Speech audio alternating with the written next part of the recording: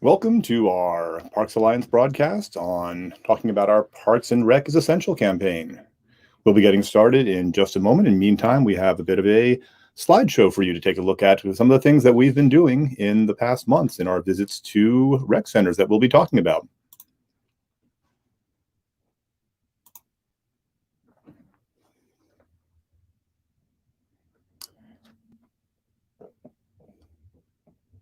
I'm Steve Taylor, and I'll be joined by our colleagues Alex Doty and Lula DeFersha in just a moment to talk about the work we've been doing here at our Parks and Rec is Essential campaign, talking about how you can support funding for Parks and Rec and how Parks and Rec has been working with COVID-19 and how our mini grants, our COVID-19 support grants have also helped out.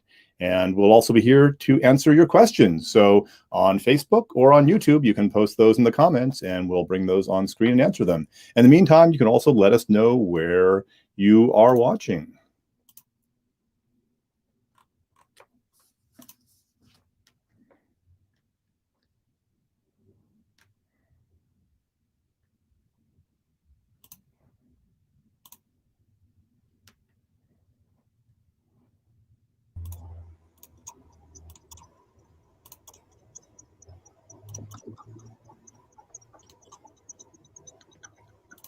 Hello, welcome. How is everyone today? Good. I almost grabbed my drink. I was like, oh, Good evening. Good evening, everyone. I almost said good morning. So what day is it? What year is it? We're just happy to be alive and here. Right. Well, we're here. And it's a beautiful day in Philadelphia. I hope everyone has a chance to get outside as well. I took a little walk and I did as well. It was beautiful. Very nice, very nice. Well, a little over a month ago, we had a chance to go live and talk about a project that we were part of the way through, which is visiting parks, and we're visiting rec centers, specifically the rec centers that serve as virtual access centers, the ones that provide safe learning spaces and internet access centers for children, especially for students, especially the most vulnerable ones. And we brought them these Parks and Rec Heroes Work Here signs you can see behind a couple of us, and we also brought flowers as well, and because we really thought they really need to be recognized for the work they're doing. So you want to tell a little bit more about our visits and what we learned there? Well, I think Lula should talk about the particular beauty of the floral displays. Well, we have the person who made it in the chat. So West Philadelphia. Those flowers were made by Billy's Flowers, aka my sister Helen. There she go. She put a great bouquet of flowers for us. When we bring up the photos, you'll be able to see that.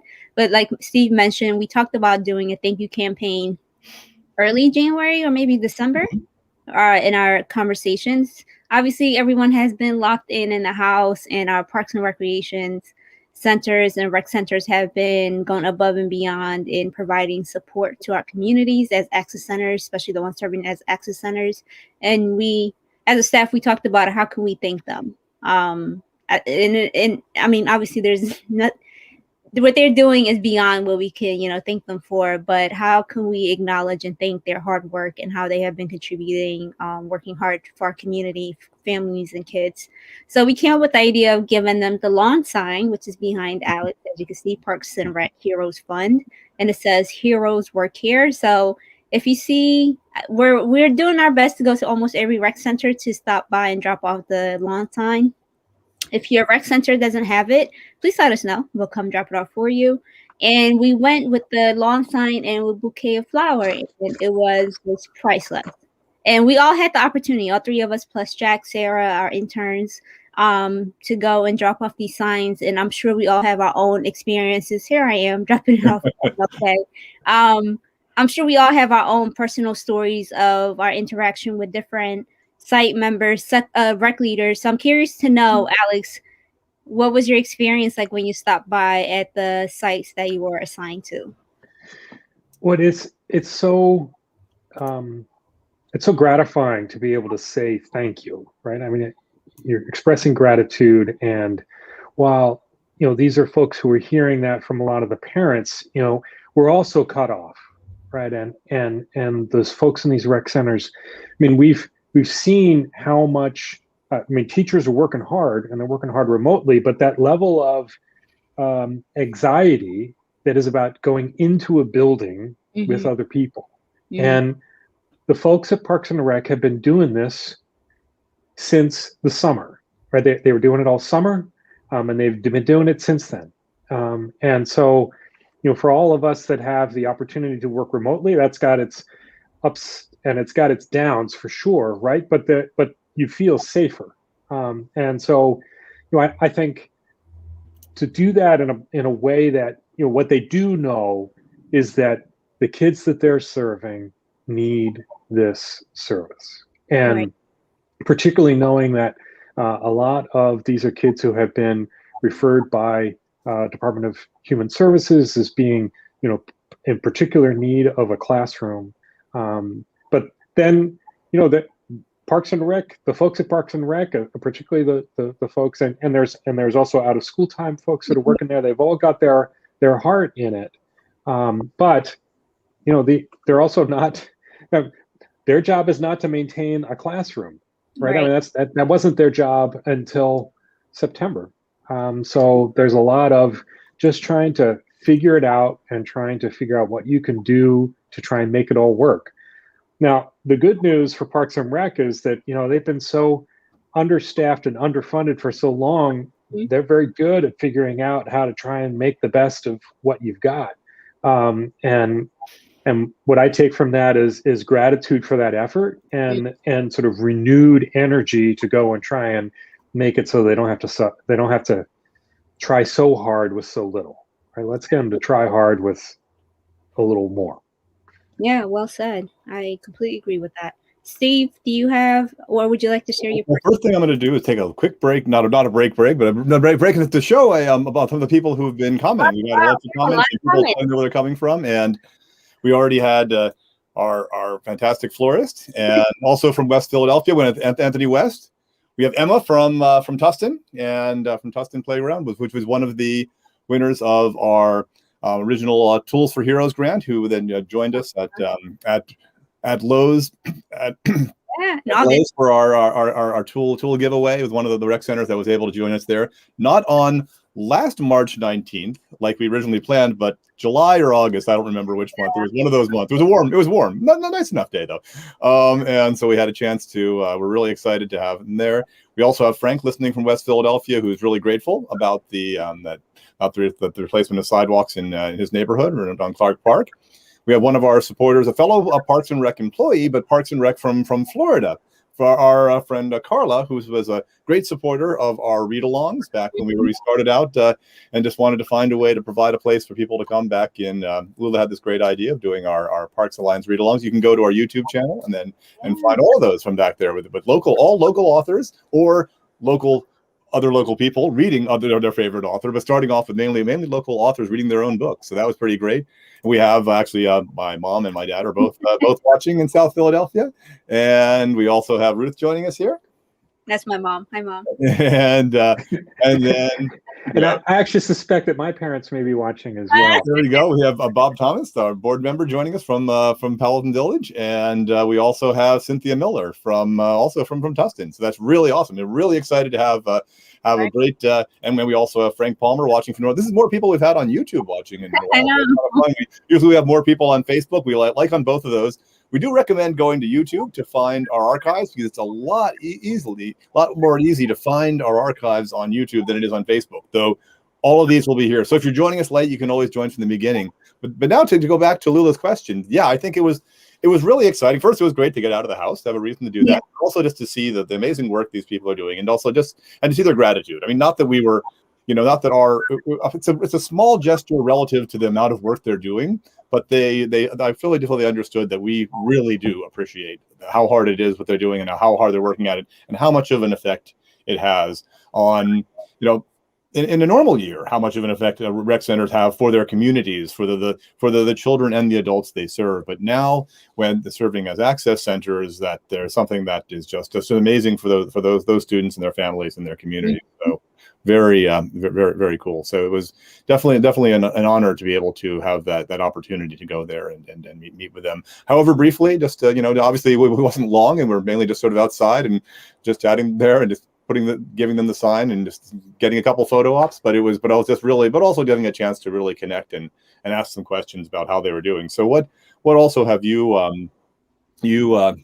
and we have Lisa Summers joining us as well too from James Finnegan. We'll show some pictures of your spot there. They let it on with another one of our awesome rec leaders, who was one of our finalists for the Tools for Heroes, and has done some really wonderful things there. And also an access center we had a chance to go to earlier on. So anyway, why don't you guys tell some more about our experiences?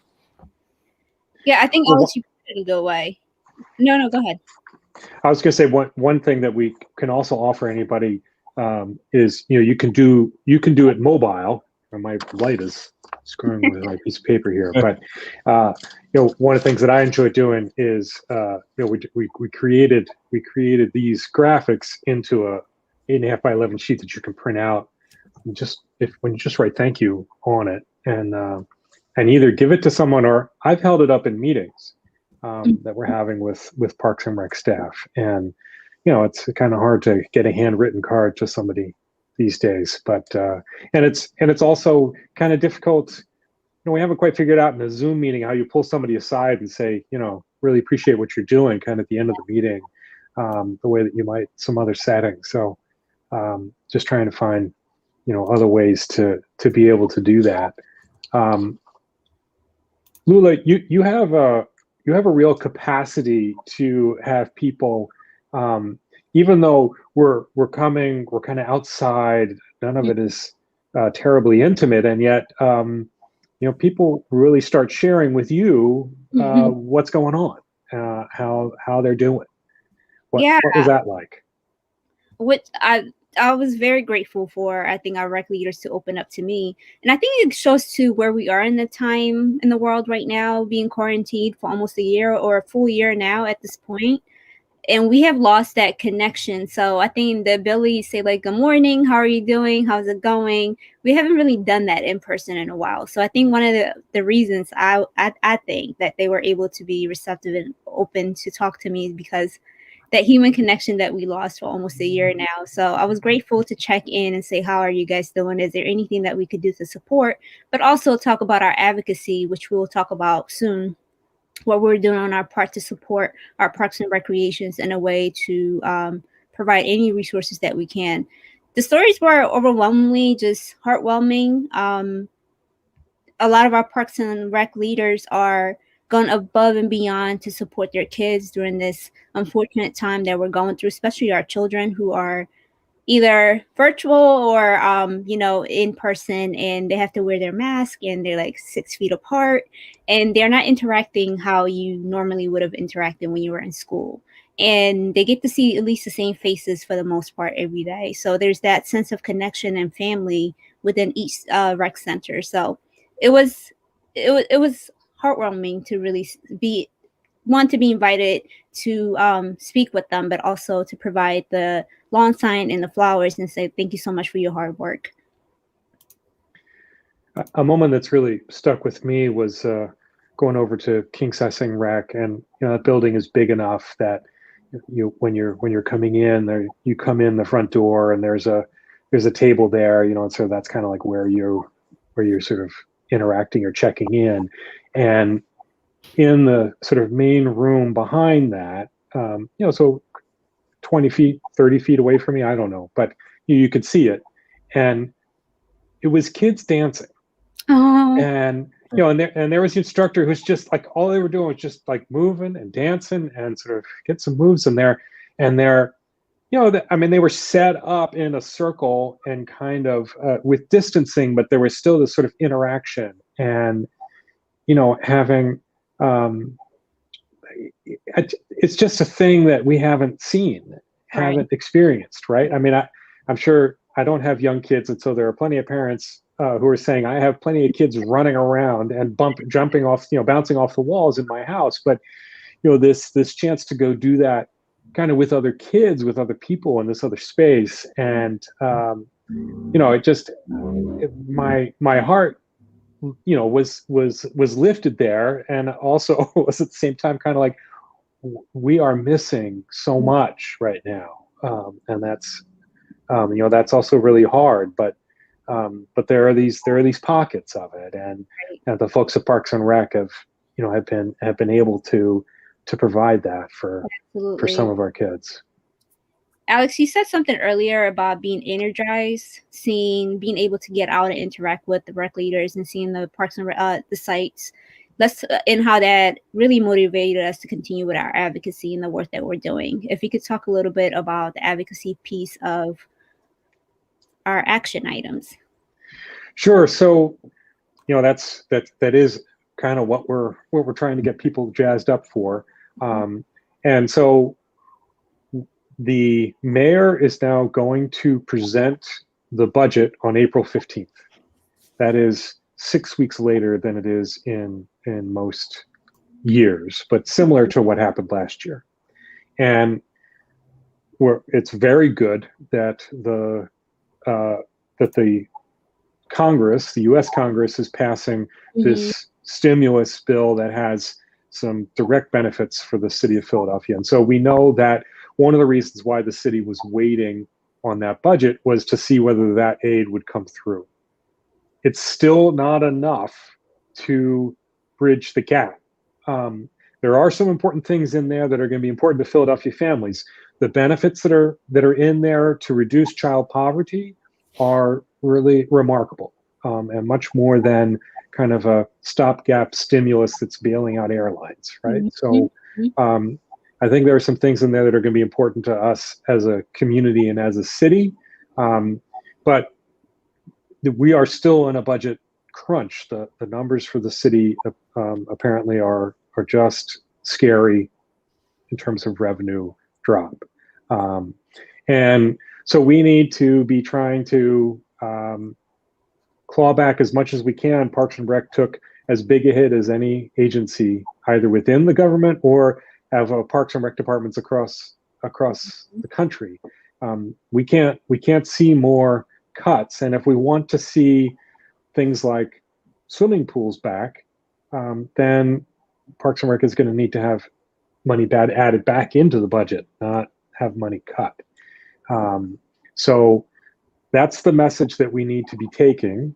And one of the ways to do that, we basically have two ways of doing that. One is around storytelling and trying to tell some of the impressions that we've had, and we're trying to do that a lot with pictures. We think that that's a great way to be able to tell that story.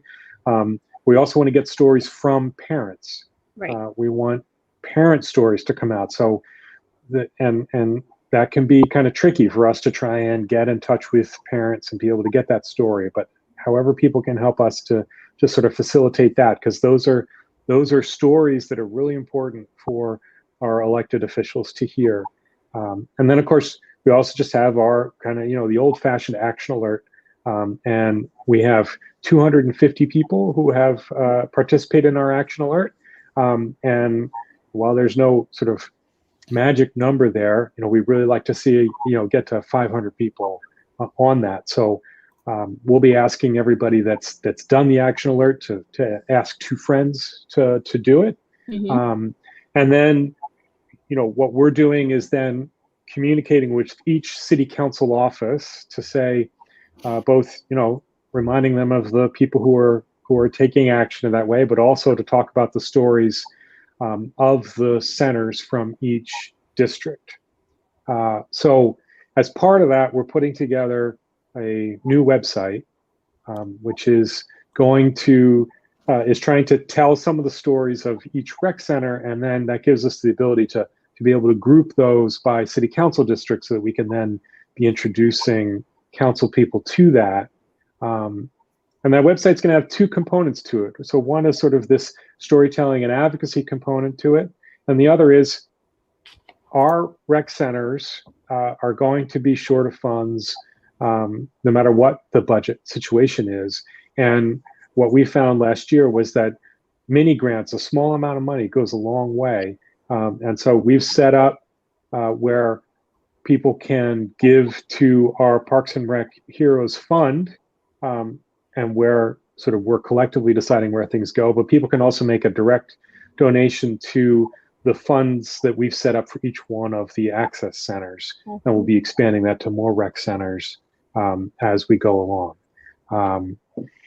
And one of the things that I'm excited about, we're going to test out one fundraiser, which is just in terms of, I think, seeing that kind of normality in the dancing in the King Sessing Rec Center. It's like, what's one of the things that kids have at school? Certainly one thing that my kids had at school is a pizza party. So we are we're going to do a little mini fundraiser to see whether we can raise $1,000 to hold pizza parties at the virtual access centers, and just as a way of, again, the flowers are great. That's a hit, So what do people love? People love getting flowers. People love eating pizza, So let's go around and do another round of thank you, and hold some pizza parties. Doing it all, properly distanced, and just under the rules that the rec center needs to have. We may just drop the pizzas off at the door, but we want to be able to celebrate with them. Absolutely. And thank you, Steve. You have put the link for Take Action in the comment section.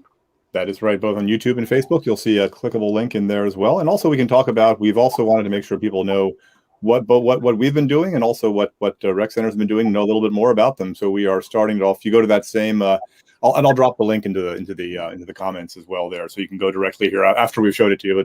But you can take a look and see some of the sites that we do here. And we had Lisa Summers, our awesome rec leader from James Finnegan Playground. So you can see some of the things here and how you can donate directly to programs there. You can see a little bit more about the demographics and the leadership and that who is the city council person, et cetera, but also just give an idea of, like, for instance, case where we've had some had a rec center like James Finnegan in Southwest Philadelphia on Grover's Avenue there, and where we've had a chance to do a number of things, and they were we had a chance to do a cleanup there as well in the fall. That was one of the I've never had so much fun raking leaves and picking up garbage as I had a chance to get out of the house and work with these wonderful rec leaders, with their awesome maintenance staff and other volunteers who came and joined us, and also seeing my fellow colleagues at the Parks Alliance. So that was really great. Yeah, so that it was kind of a team building activity for the Parks Alliance. We're going to be socially distanced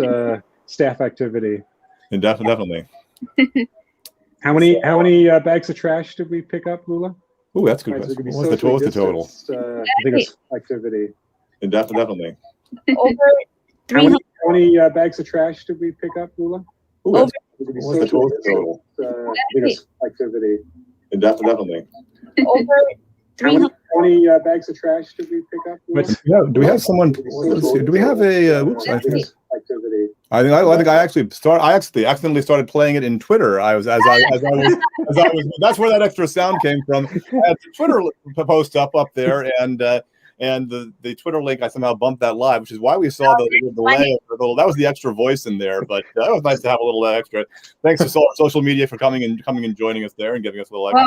Well, I was like, well, Alex must have come back with trash. I know it's here, but we shouldn't be hearing voices quite yet.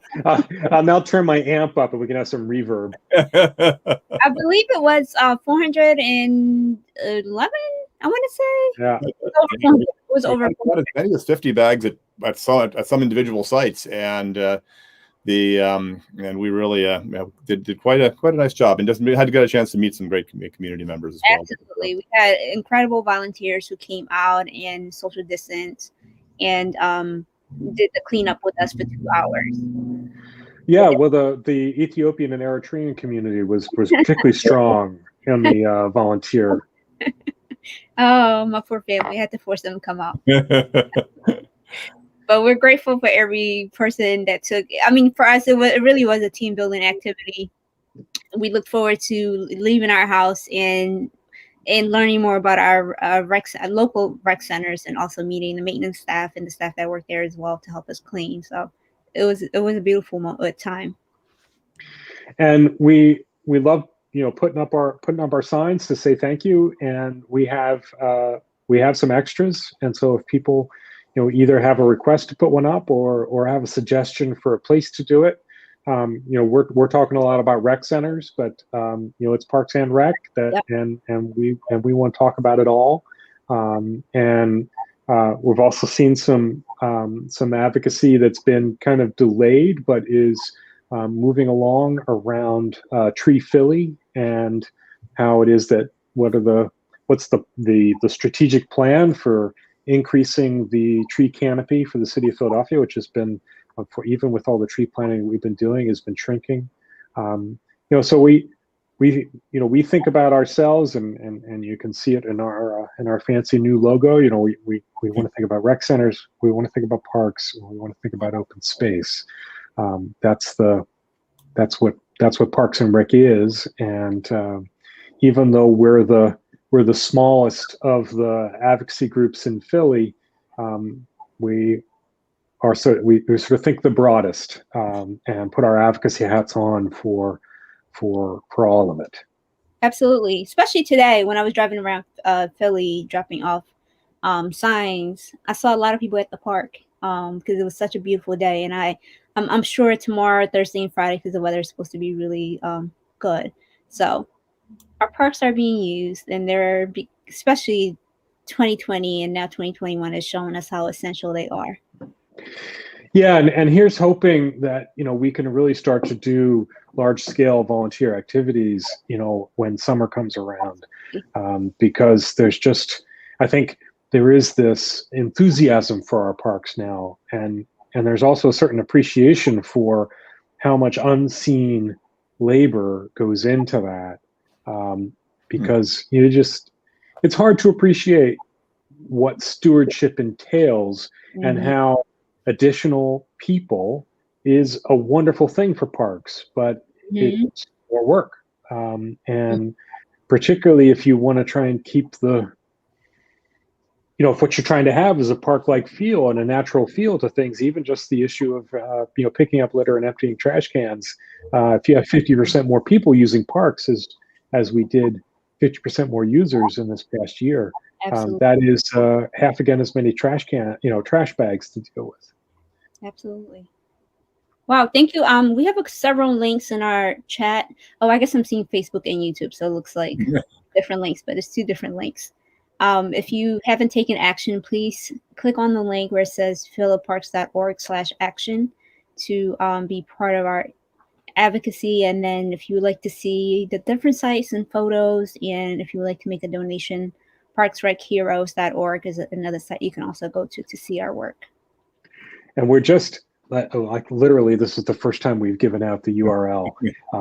So we've been working on this, and there are projects and sites that are not in there yet. So we're adding to that as we go along, and so also I think maybe tomorrow we'll go ahead and put that link onto our philaparks.org website. Sure. But Absolutely. And we'll be sharing that on our social media, as well as sharing updates there as well. So yeah, absolutely. Yeah, and the hope there is that one of the things that parks and rec centers can struggle with is sort of trying to tell the story of that particular park or that particular rec center. And so, one of the things we've done is both sort of invested in the resources for advocacy, but also trying to be better at storytelling. Mm-hmm. That's not what rec centers, that's not what parks have really time for, and yet we really need to tell the story. But it's a story that's worth telling. But that's also how it is that we build support, both with elected officials and with individuals who are giving. And so if we can sort of try and create this place where people go to see and hear these stories, one of our biggest challenges is to try and figure out how to raise money for rec centers that's not coming from the community immediately around the rec center, right? I mean, this is how a PTA or a home and school association works, right? I mean, you're trying to raise money from the community that's there, but if that community is low income and under resourced, if 50% of the people who live within a half mile of a rec center are living below the poverty line, there's a lot of energy and there's a lot of support, and there can be a lot of people who are willing to rake leaves, but there's not a lot of people to be able to sort of buy the rakes the laptops or the whatever the resources are that can really improve the programs of that rec center. So how can we sort of try and create that kind of donors choose is that place for schools and for teachers, so that you can support something that's both coming from the parents, but it's also coming from Stephen Colbert announcing the URL on his show. I'm not trying to get onto the, well, maybe I would like to get on the Colbert show, but that's not in the goals that we have to check off. Oh, we have a comment from him in the comments. Let me. But can we create a place where people who do have the ability to give can find a place where they can see the impact that their donation would have? Absolutely. Oh, I thought we saw anything. Yeah. So I think that's all. I think we covered it around to give you an idea of what we've been up to, and we're really appreciative of everyone joining us. And just we have a couple questions. We have one question that was asked, which we sort of addressed. Was asked in the Facebook. I don't know if Marlene Hill is in the audience here, but had asked previously, and it's not an easy answer. Basically, the answer is we don't really have an answer, but maybe kind of address. A lot of people have this question, I'm sure, which is, will playgrounds and pools be open? Obviously, playgrounds are currently open for the most part now, and you can talk a bit more about that, but also about a little bit about pools and what's necessary to get to the next step to be able to even think about this question. Yeah, so like, we're not in operations, and so what I can do is describe the challenges that Parks and Rec faces without being able to answer the question of what is actually going to happen. But there's problems of paying for pools, and based on the budget cuts that happened last year, the Parks and Rec can't pay for pools if they are kept at the same budget level as they were last year. And then there is whether it's safe to open the pools. And unfortunately, Parks and Rec can't. It's like, if the health department decides that it's safe at the end of May, Parks and Rec can't open the pools. In order to open the dozens of pools that Parks and Rec opens, they've got to get those wheels in motion of hiring the lifeguards, getting them trained, getting them certified, having all of the maintenance that needs to happen on all the pools. All these things need to be set in motion. They're usually set in motion. They've already started, and so there are going to be scrambling. So the question is, will the money be there? Is there a likelihood that it will be able to be open? And that's not just whether the pools can be open; it's whether the training can happen. Can the lifeguards that need to be trained be able to go into an indoor pool before the pool's open? And again, I don't pretend to understand the checklist that Parks and Rec has to go down, but we've got some notion of the challenges of what they face. So, at the same time, I think that everybody at Parks and Rec realizes how important the pool season is, particularly this summer, with everybody, coming out of quarantine, and a way of managing the summer and managing the heat, and how much that was missed last year. So I think that their motivation and their commitment to do that is very high. And so hopefully, our advocacy and just the argument itself will help to get the budget money for that, and hopefully things will improve enough that in health that we'll be able to move that along. I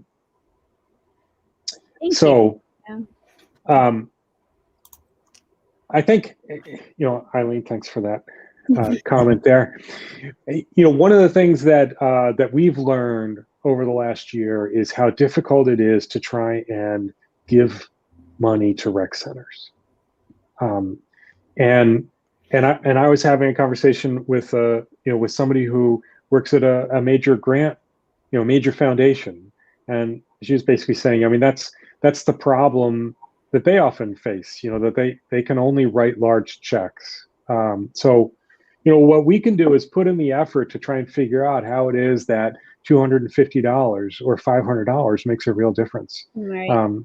That takes a lot of work, and it takes support of that we have to find a way to be able to support our staff so that we can really get that money there. right? I mean, that's our commitment too, is to, when you give the money to a rec center, that we want to get those supplies there. But it's also, it's often about having a conversation. What do you need? How do we get it? And how do we deliver it to you? Mm-hmm. And there are hurdles at every step of that way. And every time we can clear that away, we're getting stuff that's needed into the right hands. And so we'll see whether we need to buy a whole bunch of noodles for pools this summer. I kind of hope that's last summer. We ended up buying sprinklers for every summer camp that was open for summer, in order to try and make up for the fact that the pools were missing. And we do have time for one more question, and this one is a related one to something people were missing last year, is the ability to get permits to parks, to use them for events as well. And Frank Palmer, who commented earlier that he was watching from North Philly, had this question. And again, we're not Parks and Rec, so we can't speak for them, but maybe we can talk about, again, some of the hurdles and some of the issues and what we know about this. So Parks and Rec is working hard to try and get gyms open, and they've opened up the skating rinks, and so they're trying to get permitted activities, to be able to run within facilities and get facilities beyond the access centers open. We have this really frustrating situation where social distancing and COVID have definitely been big factors in increases in gun violence, which is being driven a lot by teens and young adults. And the access centers are great, but there are basically the programs for teens and young adults have just have been the biggest casualty. And so how do you get back to having some of these spaces where people can gather, and and hopefully with the vaccination rates accelerating, we can get to those moments even faster. But this is also part of the heartbreaking budgeting dilemma of how do you decide which things are most important, how do you try and fund things, and and so there's a lot of pressure on Parks and Rec to try and create spaces that are rec centers and parks and have programming there to try and engage teens, and yet are also trying to do all the things that they've been doing, which includes doing more to feed people than they ever have before, and to be running classrooms every day for school, and doing it all with a $12.5 million budget cut. So it's we are just so thankful to the heroes who are working at Parks and Rec. Yeah, absolutely. Steve, you have any favorite pictures from the lineup there? Yeah, I'll bring up a few more of the other ones we have here, and we talked about the sign. This isn't one of my favorite pictures, but here's a nice sign at nice framing of the large space that Lisa and her staff have to manage there at Finnegan Rec Center. But some of the other ones here, here's a nice one that you took at Alex at West Mill Creek Rec Center there, and then here's another one at King Sessing Rec. James L. Wright. Here's another look at what you don't see on the other side of this is where the kids were set up, spaced apart for the access center here. The other half of this gym is being used for that at Gembrell. And Holmesburg, I know they were excited that we had visited and had some pictures to share here. And Athletic Rec Center, there's Octavia there, and that's been a great one. We shared some of these last time, but I want to share a few more of those as well. The great crew at Myers Rec, and here we would have captured it. Remember that these rec centers, you can see the houses in the background. The rec centers are such a part of their community, and really just fit into their community, and so important there. And here we are. Here I am with Lisa, and we're at James Finnegan in Southwest, and there's and here's one, a nice portrait here. We also shared this during this is one that was significant for both Black History Month and Women's History Month, Marian Anderson Rec Center, and one of the ones we stopped by there. So just a few of the ones, and after we close, we'll turn the slideshow back on after we go, in case anyone wants to hang around and watch a few more of those photos. But in the meantime, I think we'll any closing comments before we head out here? I've been told it's 70 pools that Parks and Rec runs. Over 70 pools. Over 70 pools. That is fantastic, and so yeah, that's really exciting. Well, we're really excited to be able to learn more about that. And again, we're not back to if there's a new normal coming, we're not there yet. But we're doing our best to be able to make this, whatever this is, in this time in 2021, as good as possible, and to support these people who are doing this amazing work, our Parks and Rec heroes, and our rec centers and parks, and all the other people who really help to maintain open spaces in Philadelphia, both obviously the staff, the essential staff, as well as all the volunteers who help make it happen as well. Yes, and thank you everyone for joining us this late on a Tuesday evening. We're trying different times to see everyone's availability, and we're grateful for you all for being so available to join us and also ask some incredible questions as well. And if you need signs, let us know.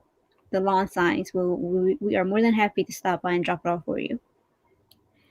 Absolutely, and if you're watching the recording of this, you can also comment. We'll be checking the comments later on too. And just if you joined late, the same link you came to, within a few minutes after we stop here, you'll be able to watch again. And you can also share this with anyone you share this link with, whether it's Facebook one or the YouTube.